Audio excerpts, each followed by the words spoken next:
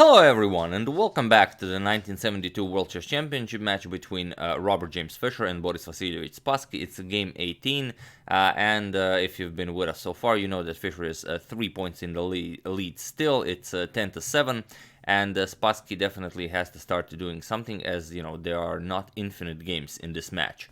And as the war is going on, over the board is going off the board as well.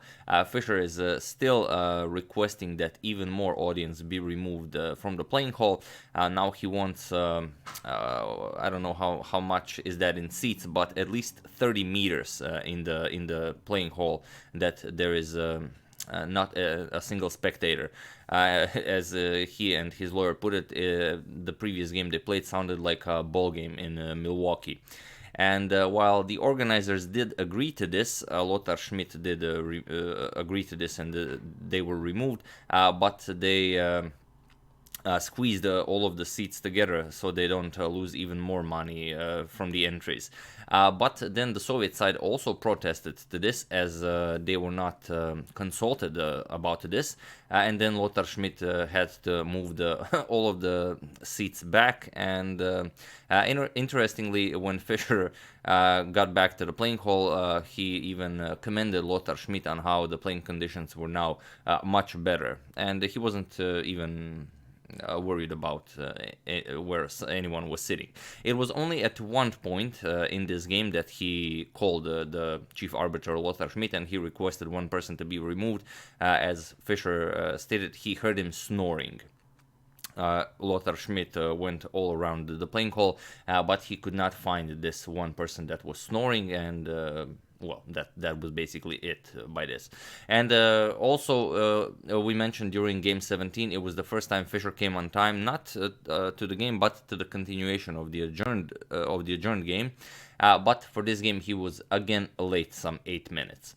So Fischer is probably tired as well of these draws, and he wants to try and make something happen. Spassky has to make something happen. So this game, we have e4 by Fischer for his first move and c5 by Spassky. So we definitely know that there will be a fight. It will be interesting to see whether Fischer will try again for his Sicilian attack with bishop to c4 like in game 4, which didn't go all that well for him, or will he try something else? So let's see what happens. The Sicilian defense is on the board. We have knight f3, d6, knight to c3, knight to c6, we have d4, c captures, knight to f6, and here Fischer doesn't go for bishop to c4, the Sicilian attack like in the game 4, but rather for the first time in his career, he goes for the Richter-Rauzer attack with bishop to g5. And it seems this is becoming a theme of this World Chess Championship match. Fischer does not repeat openings. And okay, we have e6, the classical continuation to the Richter-Rauzer, queen to d2, we have a6, and then now castles, and bishop to d7. This was, this ace, sorry about that, whoa. This a6 move is a preparation for this bishop to d7, as you don't want to allow this knight to come to b5. We have bishop to e7, we have f4, bishop to e7, and now comes knight back to f3. Fischer wants to gain further control of the e5 square, and now e5 is definitely a threat. We have b5, expanding on the queen side and also preparing b4, and here we have bishop captures on f6 by Fischer.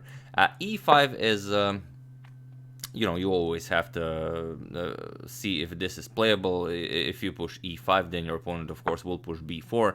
And then if you have this position over the board, then you will calculate, I do this, he does that, I do this, he does that, and then you'll waste like an hour of your time on the clock. But here, actually, e captures, b captures on c3, queen captures, and after g captures on f6, bishop to h4, d5 can be played by black, and black will have a very nice position here. So, after b5, bishop captures on f6 by Fischer. We have g captures on f6, not bishop captures on f6. Bishop captures on f6 does seem to be an interesting pawn sacrifice. For example, queen captures and now b4. But after knight to a4, bishop to e7 attacking the queen, now white has this queen captures on d7. Queen captures and now rook captures on d7. King captures, knight b6 check, king c7 attacking the knight, knight captures rook, rook captures knight, and black doesn't seem to have any compensation for his sacrificed pawn. So after bishop captures, we have g captures on f6, and now comes bishop to d3. This bishop to d3 is Fischer's novelty in this position of the Richter-Rauzer. Previously, instead of this bishop to d3 move, f5 was played. One of the more famous games is a game Tal played against Donald Byrne in the Havana Olympiad in 1966. And the idea is to start the attack in the center immediately, and after this g-pawn is pushed forward, this bishop can be developed to h3. But here we have this completely new idea, simply developing a piece, bishop to d3. Spassky replies with queen to a5, a very nice move that it doesn't pin the knight, but if the knight moves, queen can capture queen, and also if the knight moves, the a2 pawn is unprotected. So king to b1, a very important move by Fischer, giving further protection to the a2 pawn, and now if the c3 knight moves, then queen captures on d2 will not come with check. This is very important in positions like these. We have b4, now comes knight to e2, and now queen to c5. A much more active square for Spassky's queen, and also by playing queen to c5, he makes room for this pawn, so this pawn can now start marching up the board, or down the board, however you want to look at it. And finally f5 by Fischer. We have a5 by Spassky. Now of course, Fischer wants to attack in the center, and Spassky wants to attack on the queen side. Spassky's position here is quite good. He does have the bishop pair, although at the moment it's not really doing all that much. But if he can activate the bishops, then he should be better. And if Fischer will be able to open up the center, and Spassky's king will have to stay in the center, then it will be a problem for him. As you can see, Spassky's rooks are still not connected. We have knight to f4 by Fischer, and now comes a4. And rook to c1, preparing to meet moves like b3 with c captures. This will open up the c file, and also meeting moves like a3 with b3 will also be very nice. And here black will have nothing better than queen c3, captures, and after something like bishop to c4, the c3 pawn will now become very weak. So after rook to c1, we have rook to b8, preparing to further attack on the queen side, and now comes c3. Fischer would now like to open up the c file, and Spassky closes it. If pawn captures on c3, then rook captures, attacking the queen b4. The other rook is coming to c1. This will be too much activity for white, and Fischer's position will be much better here.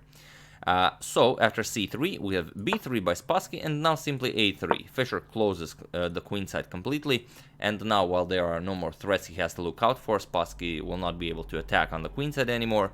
He does have to be careful of some sacrifices, of course, but now Fischer can shift his attention towards the attack in the center of the board. We have knight to e5, hoping to exchange some further pieces, but also if Fischer doesn't want to, which he doesn't, rook h to f1, now comes knight to c4. It comes with an attack on the queen, but this is not the main issue here, really. If you play something like queen to f2 and offer a trade of queens, then you have to be very careful of moves like knight captures on a3 with check, a nice sacrifice. Pawn captures, queen captures, and black's attack will be too hard to stop here. Definitely worth a piece. So after knight to c4, bishop captures on c4, we have queen captures on c4, and now rook c to e1. Shifting his, again, attention to the center, as there is no more point for the rook to stay on c1. This aligns the rook with the king very nicely. And here Spassky finds a very nice way to activate both of his rooks. So he does have to connect rooks. King to d8. He's trying to bring the king over to c7 and then move this rook, for example, to b5, and then bring the other rook all the way into the game. King to a1, getting the king out of this light square diagonal. Rook to b5, preparing king to c7, and now comes knight to d4, attacking the rook. We have rook to a5, and now comes knight to d3. This knight is coming to b4, which will be an excellent square for this knight, and also from there the knight will have a very nice control of d5. King to c7, Spassky is ready to bring his other rook into the game, and now knight to b4 as planned. And here, now that Fischer, dealt with everything on the queen side, he dealt with everything in the center of the board. The threat is, of course, queen to h6. He would like to infiltrate with the queen here. Queen h6, queen g7, so Spassky has to prevent this. h5. And okay, g3, preventing h4 at some point in the future, and now comes rook to e5. Here Fischer moves the rook back, knight back to d3, forcing the rook to go back, and now if you go back, then Fischer will repeat, and Spassky will most likely have to be satisfied with a repetition of moves here and the draw. But as Spassky can't really afford a draw, after knight to d3, Spassky plays rook to b8. He sacrifices the exchange, but Fischer doesn't accept. If Fischer accepted this, for example, knight captures, then it wouldn't really be all that important. For example, pawn captures, it attacks the knight. You can't really move the knight. If you move the knight, the c2 square is taken. If you move it to f3, then you no longer control the f5 square with the knight or the rook, and then black will simply be able to capture the pawn here. So you have to play queen e2, attack the queen that is undefended on c4. Captures, and now after captures, you will play bishop to c5, and after any move by white, let's say freeing the c3 square for the knight, bishop will come to c6, and Spassky's bishop pair will be more than enough compensation for the rooks, as now the only open file on the board is the d file, and Spassky's bishop pair will be controlling it excellently. So after rook to b8, Fischer doesn't accept Spassky's offer of the exchange, rather queen to e2. Fischer shifts his attention towards the very strong queen on c4. We have rook back to a5, and now comes pawn captures on e6. If knight to b4 now, then queen captures on e2, knight captures, and then bishop to b5 can be very annoying. So instead, f captures on e6 by Fischer, we have f captures on e6, and now rook to f2. A very nice move that simply moves the rook out of this light square diagonal, so bishop to b5 will not be a nuisance anytime in the future. And here we have e5. Spassky has an idea. He allows knight to f5, but he already decided to give up the light square bishop. We have knight to f5, bishop captures, rook captures, and now comes d5. This is the move Spassky had in mind to break through Fischer's center, but this is the problem. E captures on d5, and now it was most likely in this moment, as Gligorich mentions in his book, that Spassky saw that rook captures on d5 was not playable due to this very unpleasant knight to f4 move. And now your rook is under attack here. Of course, you cannot capture as the queen on c4 is undefended, and you can't capture the queen. If you capture the queen, then first you get knight captures on d5 with check, and only then white will recapture the queen. So you'll have to play something like rook to c5 to defend your queen, and then comes queen to f3. Again, you cannot capture the knight, as there are simply too many threats, like rook captures on e7. So after rook to d8, you will play knight to g6, and now there are too many threats here. The bishop is under attack. You can't defend it because white will simply capture it, and then the f6 pawn will be undefended. Now it's attacked twice. If you move the bishop, then white has so many options here. It will be a much better position for white.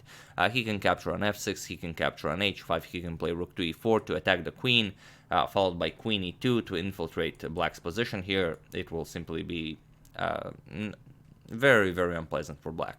So Spassky decided not to capture with the rook, but rather with the queen, and now comes knight to b4 by Fischer.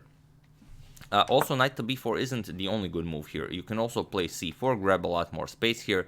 Of course, you cannot capture because of rook to c1 will win the queen here. Knight to f4, also a very nice idea here. Still, you cannot capture, rook captures queen, but Fischer decides to go for this knight to b4. And okay.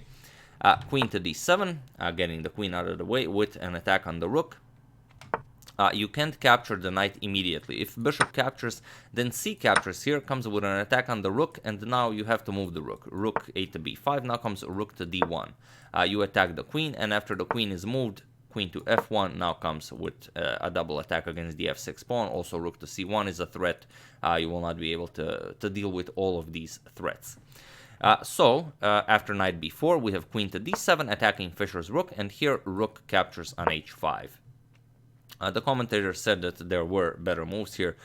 For example, instead of capturing this, you could have played the in-between queen c4 check, or simply rook to f3 and then bringing it over to d3. But Fischer thinks this will be playable.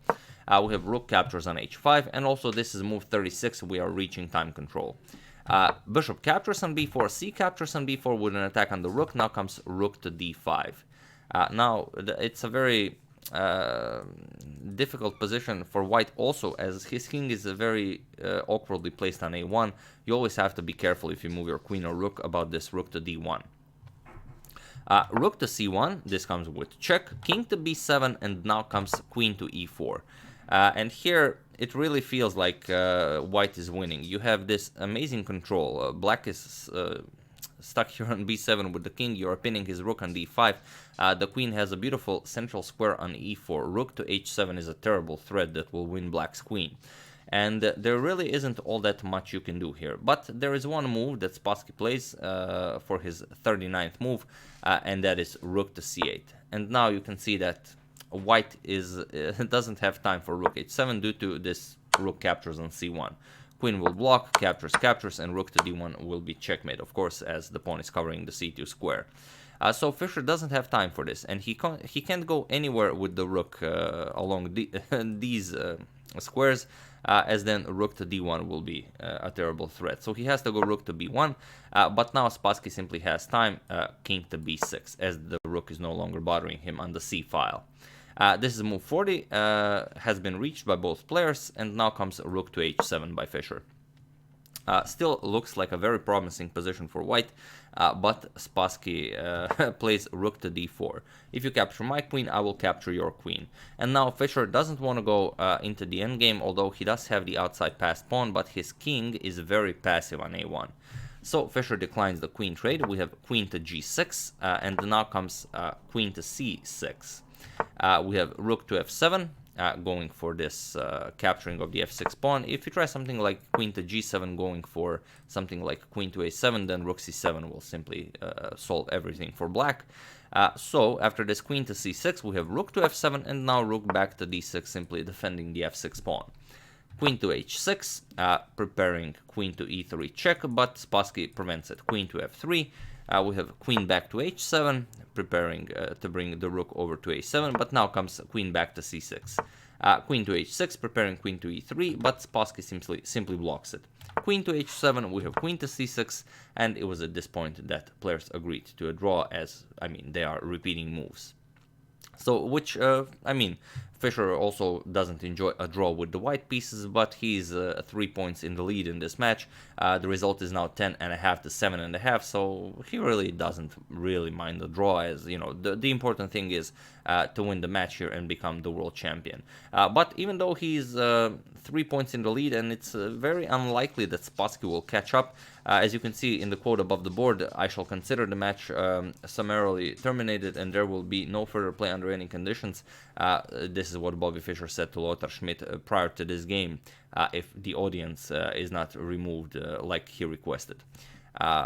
Very, very, you know, weird stuff. Lothar Schmidt really had so much to do here, and he's definitely one of the heroes of this whole World Chess Championship match.